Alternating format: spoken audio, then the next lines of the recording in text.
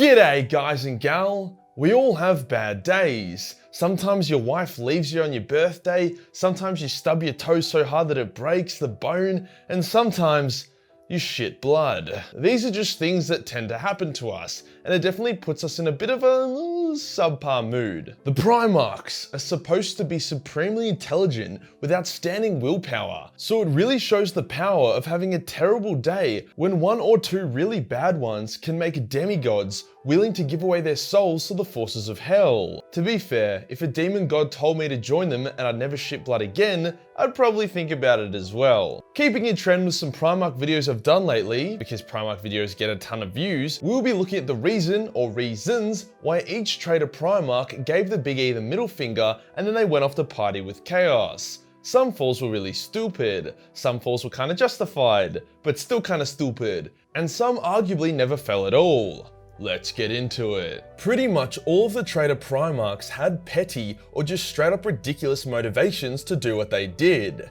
But in saying that, it is important to note that it was a long process to go from, hey, the Big E is a bit of a dick, I think Horus might be better than the Emperor, to becoming a smelly Mothman. There were a number of other factors, such as the creation of the High Lords of Terror, as well as Space Marines seemingly being pushed aside, that gave a lot of the Primarchs a sense of unease, like they were soon to be made redundant. On top of this, Horus's Primarch power is his insane levels of charisma and making people do what he wants. Just thought I'd quickly mention that so people like Mortarion only seem semi-retarded instead of going full retard. Going in chronological order of Legion number, we have Fulgrim, the Phoenix person. The guy that had the second dumbest fall out of all of them. Fulgrim was mega loyal, like the man pissed his pants and cried when he met the Emperor, and his sons were literally called the Emperor's children. He was an easygoing, proud dude that didn't take life too seriously. However, this all changed when Fulgrim picked up a suspiciously phallic-shaped sword that had a demon of Slaanesh chilling in it. Over time, the sword changed his mood, personality, and perception. His pride went into overdrive, and he lost his banter and fun nature. There was a part of him that knew the sword was bad, and that he should stop using it, but he didn't, because he just loves cock too much. Fucking loves it. By the time Horus was a boldy, hence a traitor, it didn't take much to turn Fulgrim to his side, since the demon was able to manipulate pretty much all of Fulgrim's decisions. Without the demon, Fulgrim would never have even considered going traitor. Like the small part of him that wasn't corrupted yet nearly ordered his fleet to blow up Horus, and that small part of him stopped himself from killing Ferrus when he knocked Ferrus out as he was trying to turn Ferrus to the traitor's side. The last straw for Fulgrim's turn to chaos was the moment he killed Ferrus. He didn't want to, but his willpower and mental fortitude had been drained so much that the demon was able to control his arms and make him deliver the killing blow.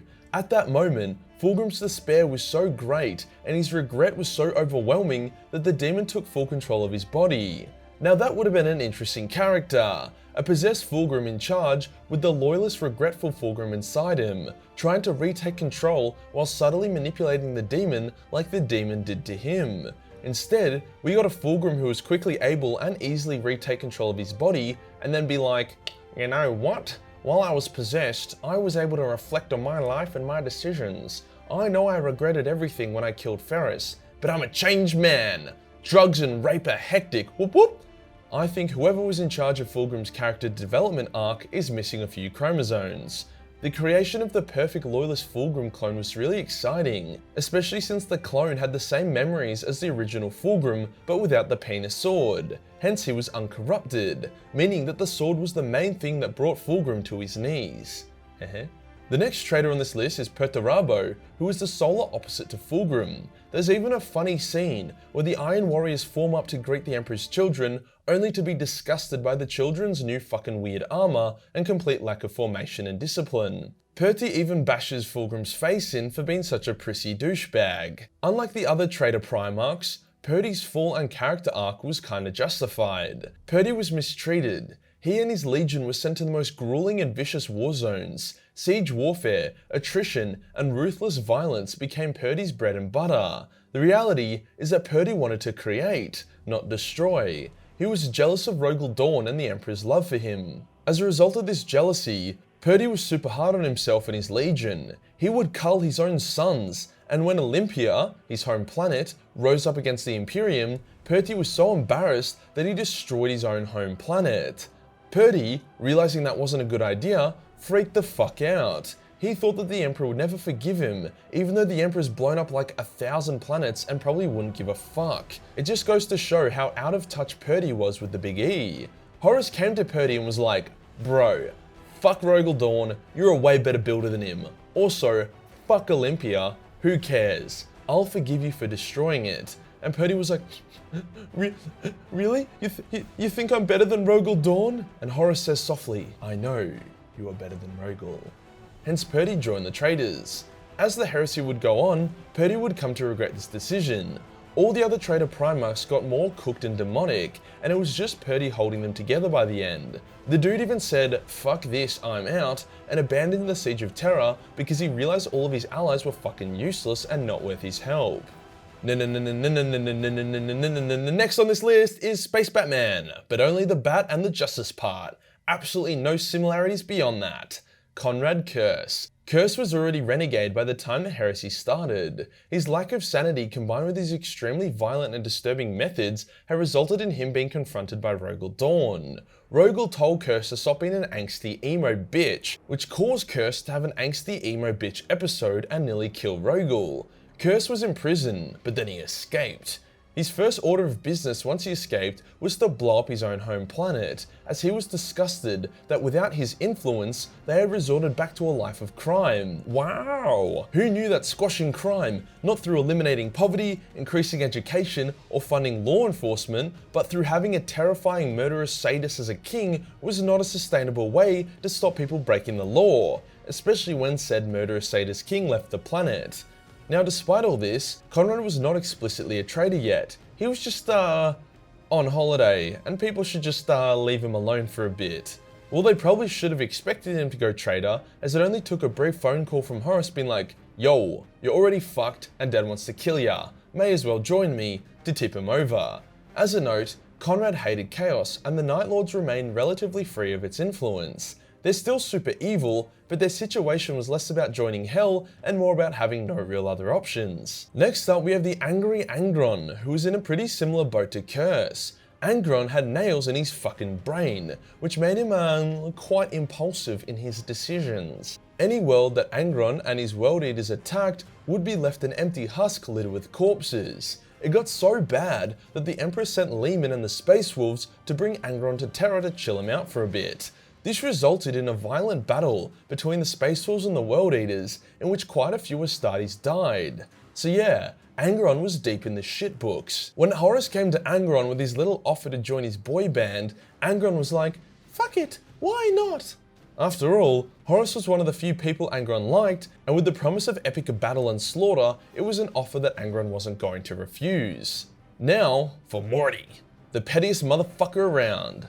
The seeds of Morty's heresy was sown on the very first day he met the Emperor. See, Morty's dad was a necromancer, and he was kinda overpowered. Morty was working on killing his dad, but he wasn't ready to face him yet. In comes the Emperor, who was like, Morty, bet you can't kill your dad, you worthless piece of shit.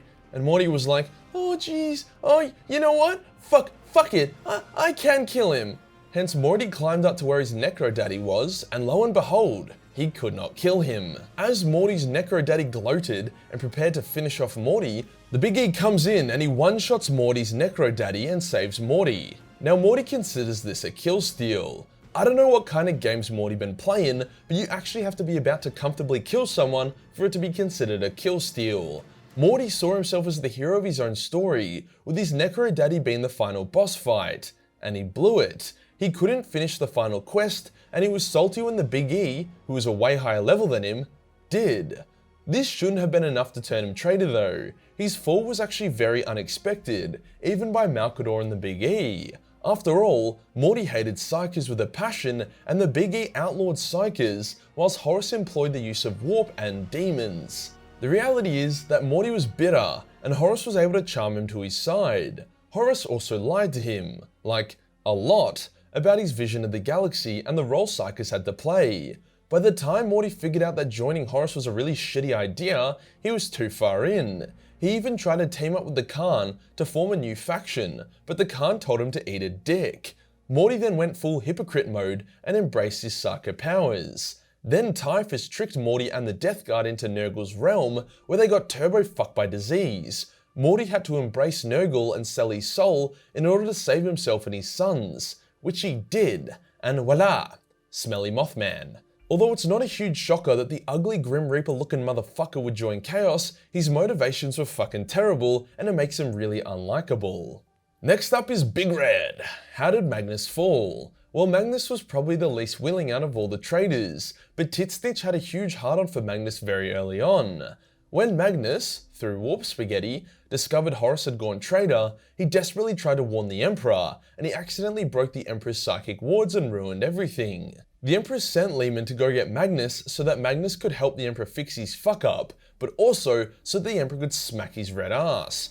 Horus was able to convince Lehman to attack Magnus instead of collecting him, and Magnus got suicidal, and he let the Space Wolves attack him and his sons, instead of trying to reason with them. In the battle, Lehman snapped Magnus's big old spine over his knee, Bane style. Magnus was like, wow, that fucking hurt, I changed my mind, I don't want to die. Hence embraced Titsnitch and was teleported to safety. Now getting your spine snapped at the same time as being violently teleported to hell can have a pretty adverse effect on your health. Magnus was shattered into multiple shards, each representing a different part of him. He was able to collect most of his shards, but the ones that were destroyed or kept from him were like his nice shards, the biggest among them being his noble shard, which would later be used to create Janus, master of the Grey Knights. Hence the Magnus that was left over was a massive dickhead who was happy to join the traitors. Now we have the hoe of the Russ, the arch-traitor himself, Horus. Horus was having some issues leading up to his fall. He felt that the Big E had abandoned the Great Crusade without being honest with his sons, and he felt as if the control of the Imperium was being given to mortals instead of Space Marines and Primarchs. Most of all, he was losing his hair at a rapid pace, and there was no Derek around to help stop it. Despite this, he was still loyal and was being a good lad, until he got fucking shanked by a Chaos Knife. Yeah, not good. The Chaos Knife was able to severely wound Horus, and it fed on his doubt and wavering loyalty. He soon entered into a comatose state, and shit looked bad. His sons panicked, and they allowed a snake cult of witches to take care of Horus, which was, probably a bad call, especially when that cult turned out to be a chaos cult. In this coma, Erebus entered Horus's mind, and he showed him visions, and he lied about the visions' context. He convinced Horus that the Emperor's project was ascending himself to godhood, and that Horus should be the one in charge. Horus accepted this, and he found his body healed, but his soul now belonged to the gods of chaos. From here, Horus just became progressively more of a douchebag, till his cock was literally dripping with warp jizz by the time the Emperor finally put him down. No list of traitors would be complete without the chief kitty fiddler himself, Lorger. Lorger was the first to fall, and actually had the most interesting fall out of all of them. Due to how Lorger was, he had to believe in a higher power. Atheism just wasn't an option for him, hence he chose to believe in the Big E as his god. The Big E wasn't a fan of this because he was an atheist, but he let it slide as long as Lorger took over planets at a decent pace. Unfortunately, because Lorger spent so long converting planets to religious worship of the Big E, as well as the fact that no choir boy could go untouched, his rate of bringing planets into the Imperium was really slow, so the Emperor lost his shit and he ordered Gilliman to blow up Lorger's favourite city. The Big E then mind-raped Lorger and all of his sons into kneeling. The Emperor wanted to make a point, that gods are cruel, and if the Big E was a god, this is what he'd actually do. Well, the point kinda got lost there, and instead Lorger had a massive sook and he went off to try find gods that were worthy of his worship. Hence he travelled through time and space, the warp and hell, in a mighty pilgrimage, and by the end of it, he had made up his mind. Humanity was better off serving chaos. Now whilst Lorger had the best understanding of chaos out of his brothers, he was still very naive about it. He saw a golden age of man and demon merging to create super beings, and he actually managed to do it for a number of his sons. But demons don't really care about that, and they're just happy to wear humans as meat suits. All in all though, Lorger's fall was the most justified and interesting. Unlike someone's fall which was dumb as dog shit. Smelly fucking Mothman. And finally, the fall of... maybe fall's the wrong word. The Arfarius of Alphareus. The Alpha Legion never really fell to chaos. It's complicated, and I've got a few videos to explain, but basically, Alfarius was approached by a bunch of arsehole Xenos called the Cabal. The Cabal were like, two futures. 1. The traitors win, Big E dies, Imperium tears itself apart in a few years, humanity dies, and so does chaos. Future 2. Imperium wins, slowly dies over 10,000 years while chaos becomes more powerful. Chaos wins in the end. Alfarius believed that the Emperor sought the destruction of chaos above all else, so he chose to join the traitors, even though he did it with loyalist intentions. Yeah, the Alpha Legion are a bunch of cooked units. If you enjoyed the video and you want to support the channel, then Patreon is the place to be. Where only $1 per month give you access to a boatload of Warhammer hentai. Hit the subscribe button, then hit the real subscribe button for more traitorous content. Join the Discord for more memes, and I'll see you in the next one. Peace.